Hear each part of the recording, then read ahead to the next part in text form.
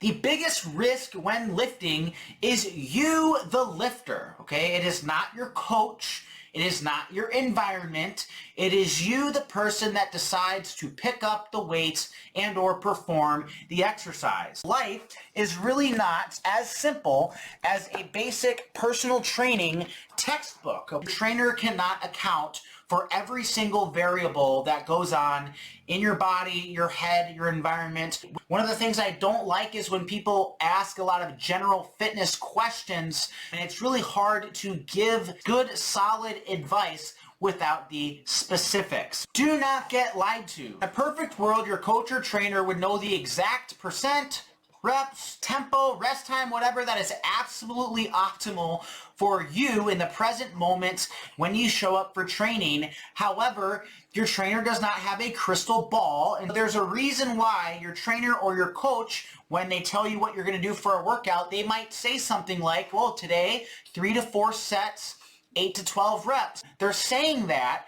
because they are trying to read what you can do throughout that training session, and they're not just going to go for some arbitrary number, okay, that they got out of a textbook. The objective data that you get is going to be what you actually did that day. That then goes into the logbook, and then you reference that. It's not the other way around where you have to do everything to a T inside of a program. Autoregulation is simply being able to adjust what you're doing in a given moment based on the feedback that your body or coach or trainer is giving you. If you have a workout that says perform 100 pounds for 8 repetitions and you get to the 5th rep and something hurts, don't perform the other 3 repetitions. Mind blown. A pet peeve of mine is when coaches and trainers see RPE charts or percentage-based training charts, and they use these tools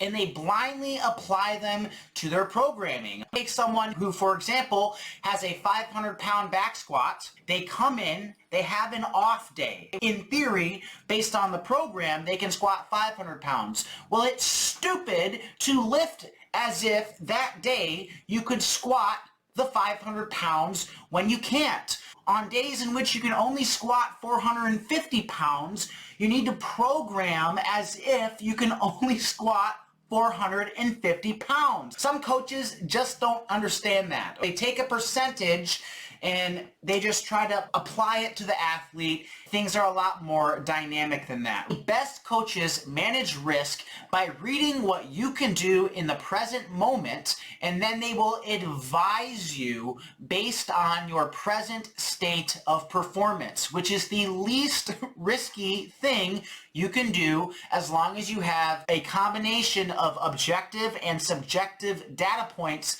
to back up your argument. That does not mean that risk is eliminated. That is just the logical thought process that you must have to minimize risk. Trainers should always have a certain minimum standard for their client that their client must meet before they even will agree to train them in the first place. This is a lot like how a professional poker player reads the table. They simply do not have enough data on that new person. There's a certain degree of unpredictability, which with that comes risk. You should always have someone or some resource in your back pocket that you can trust and go to, that you vetted. Huge difference between having a personal training certification and being able to work on the skill of modifying and adjusting workout programs so that people can experience a sustained degree of gains in comparison